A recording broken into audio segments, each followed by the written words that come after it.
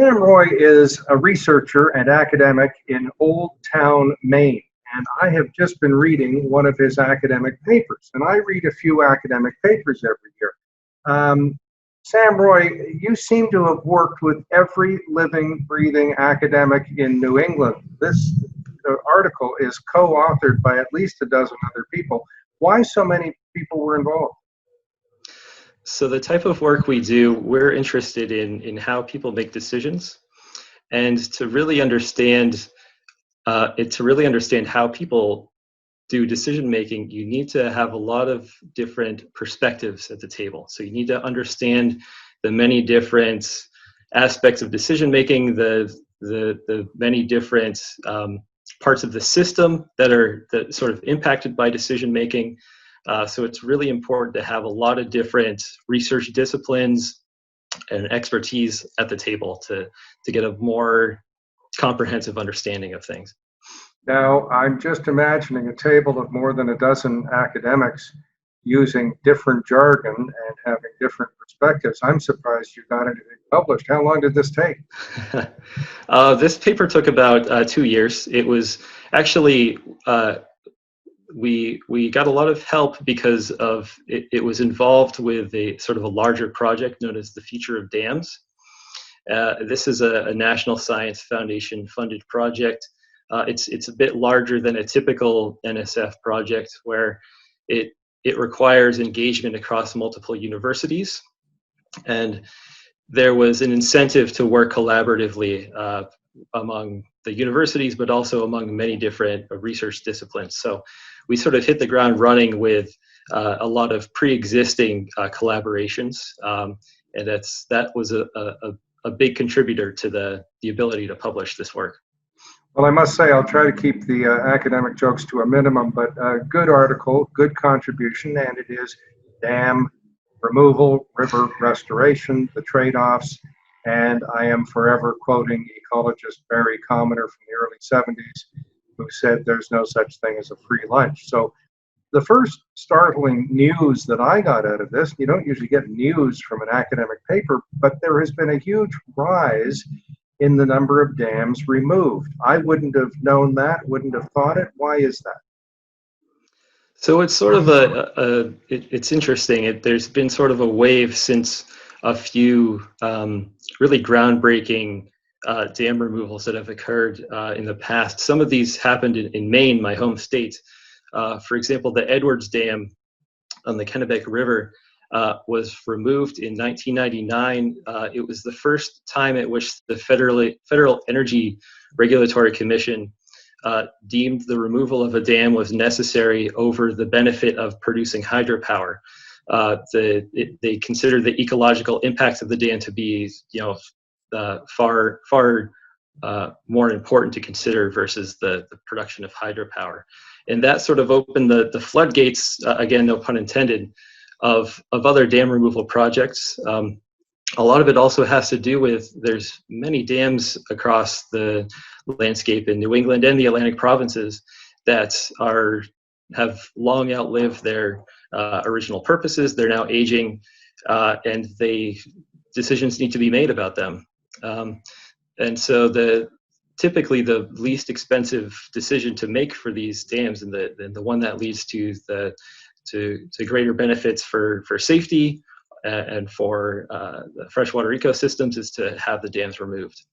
Well, it is ironic, fortuitous, and even in a way macabre that you mentioned safety when we are having this conversation while tens of thousands of people in Michigan are suffering the effects of two dam breaches at the same time, one of which didn't pass its whatever inspection procedure you have in the US, and another one was kind of iffy. I had no idea that dams could be so unsafe. Speak to that for a bit. Sure. Of course, there are each state in the United States has their own dam dam survey organization. So there's always a dam safety agency for each state in the United States. But as I mentioned, there are tens of thousands of dams across the country. many of those are very old, and they have a lot of ground to cover. The folks who are doing these dam safety assessments, so it's difficult to cover all that ground in the first place. They're strapped for funding. They need more funding to be able to do a better job, basically. And sometimes some of these dams they don't get assessed as they should, or in some of them, the process for regulation just takes a very long time. And while these decisions are being made over the span of 5 years or so, things can happen, such as what's happening in Michigan, unfortunately. Now, even with a safe dam, I also didn't realize that an enormous amount of silt can build up behind a dam to the tune of, dozens of tons and the equivalent of a 5-story building. And that really creates a difference in the habitat and the temperature of the water and all kinds of things. Is that one of the things that you mean when you talk about a dam outliving its lifespan? That's correct. So in some locations, there's sedimentation rates, the rate at which sediment accumulates within the reservoir behind the dam, that can outpace the time frame that the original the owners or operators of the dam expected. So that can actually even shorten the lifespan of a dam even further and reduce the efficiency of the dam. By efficiency, I mean, what they're using the dam for. Are they using it to control flow? Are they using it to extract water, potable water for a community? Is it for hydropower production? That sediment accumulation can lead to a loss in efficiency and basically economic losses for the operators of the dam. Now you try to compare two things, and sometimes, forgive me, but some of these academic studies are the equivalent of the old joke, do you walk to work or take your lunch? Because you're trying to compare the benefit of hydroelectric generation, and I commend you for that because that is one element to this, but comparing that to the loss of so-called biomass. Now, by biomass, do you mean living things, flora, fauna, fish, and so on? Correct. Okay, so how do you go about doing that? I mean, it is macabre, but the actuarial scientists indicate that a human life is worth $1 million for insurance purposes, and they calculate highway deaths. How do you calculate the value of so-called biomass? So that is a trick, and it's something that we don't want to embrace completely. We don't intend to put a dollar sign on the various criteria that folks use when they're deciding what to do with their dam. So, for example, in the paper, I described a process by which we can at least compare the ability to produce hydropower and the ability to restore sea-run fish to their freshwater habitat. And by sea-run fish, I mean fish species that spend parts of their life stages in marine and freshwater habitat. Of course, if I may interrupt, if I had you on the witness stand, I would say, but Mr. Roy, you in fact have de facto put a dollar sign on the biomass because you've quantified the hydroelectric power. That has a dollar value. If we go back to grade 5 algebra, you have said the biomass is worth more. So in effect, you've done that. I think that I suppose that it could be interpreted as such, but the major focus for us is to offer a series of different decision scenarios in which you could gather a group of stakeholders or folks who are impacted by the decisions for dams and come up with a scenario where you're trading off between hydropower production and biomass, also the fish population improvements, to find one that works for the greatest amount of people who are impacted by the dam decision. Yeah, and if I may add, I'm not faulting you for having done that. It seems very clear in your paper that especially with the small dams, and I don't think anybody's arguing for the removal of the Hoover Dam or something, but these small dams that generate a small amount of electricity are really not of such an overwhelming benefit that the benefit of the tourism and the environment and the so-called biomass, meaning fish to eat and so on, isn't superior. But then you get into something, and now I'm back to the academic humor. You're essentially using a multi variant regression analysis, which I think means separating all the different elements, and you name 10, in the decision-making process, trying to isolate them and trying to come to a decision about what is the best course of action. Have I got that definition about right? Yes, that's correct. Yeah, we're trying to identify the many different factors that could be impacted by dams and dam removal or other decisions regarding dams. And this is like someone saying, well, where should my kids go to university? If they go in Maine, it is going to be pastoral. They can go to the outlet malls. If they go to Quebec, they can learn how to speak French. And in Calgary, they can be in the Rockies and skiing. And you get so many different variables, you don't seem to be able to make a decision. So tell me how you carved out those 10 different elements in order to guide other people who might be trying to make this decision. Yep. So it was difficult to make the selection of different of those different decision criteria. It is based purely on the on stakeholder engagement. So we've engaged with folks who are in the various river basins that the analysis was performed in. So that includes rivers such as the Connecticut, the Penobscot, Kennebec, some of the larger river basins. By the way, I think I hear a stakeholder in the background there. Yeah, I have two stakeholders here with me. Well, since we're all working from home, I always say that's the nicest sound in the world. And I can tell you from personal experience, you'll miss it when it's gone. So enjoy it while you can. Yep, I certainly am. I've definitely had more time these days to enjoy it as well.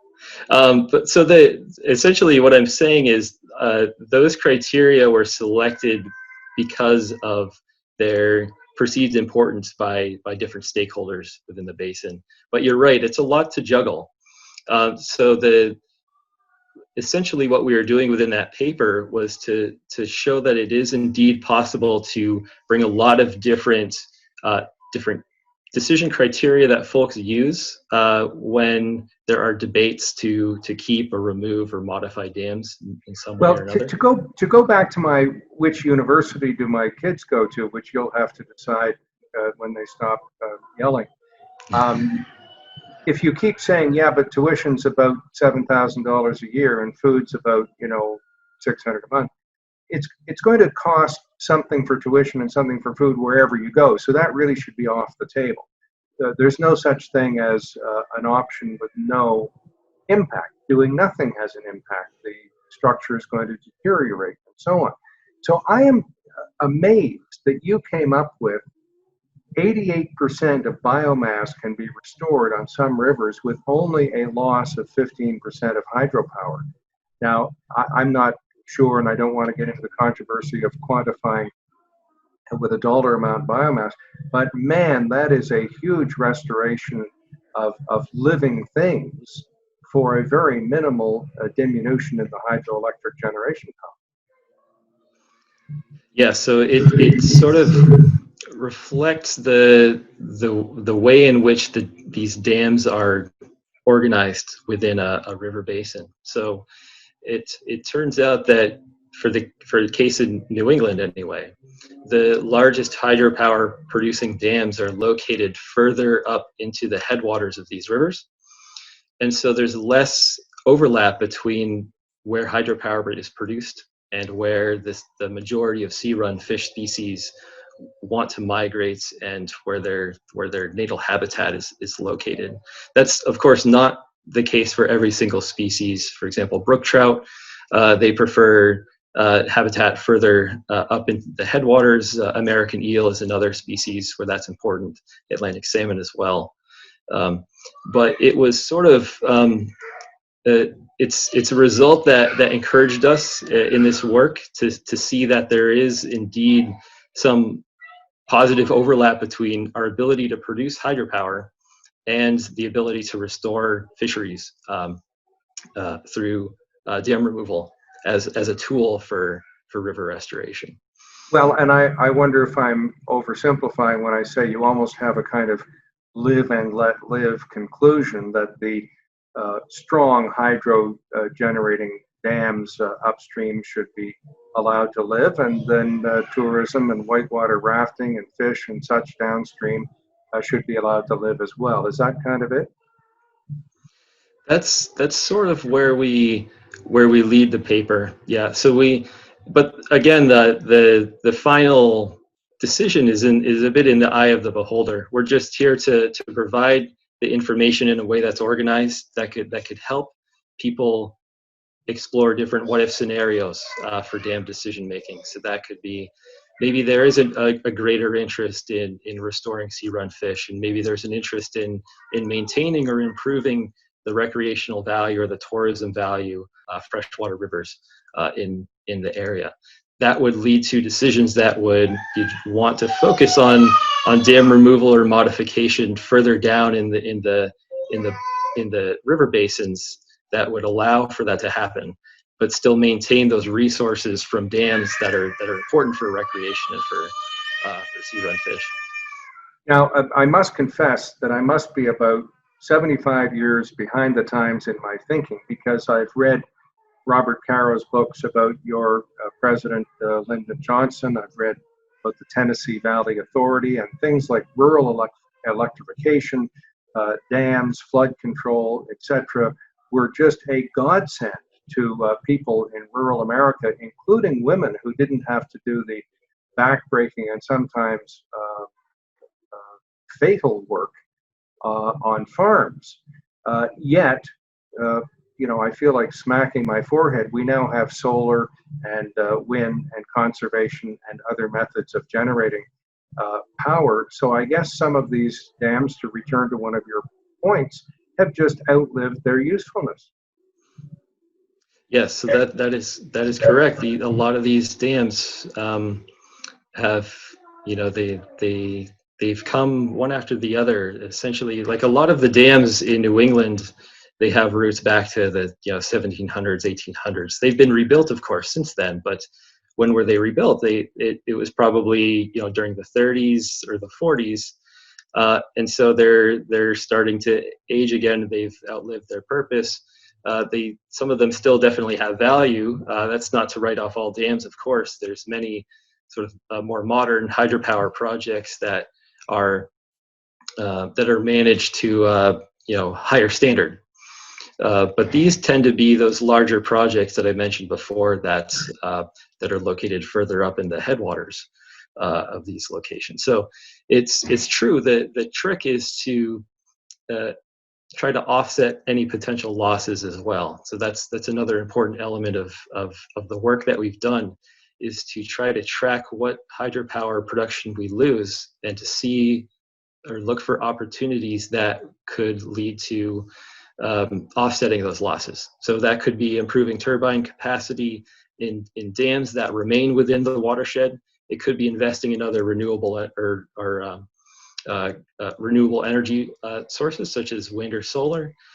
So there are many. We're hoping to sort of make this or connect this work to other studies that could sort of lead to more decisions that could or connect to other decisions outside of just dam management, thinking about the energy grid as a whole, for example, and other opportunities to produce energy. I think I'm using your methodology as I think about what to do about my very old car. And about every year, I think, well, should I sell it? There isn't much of a market for it.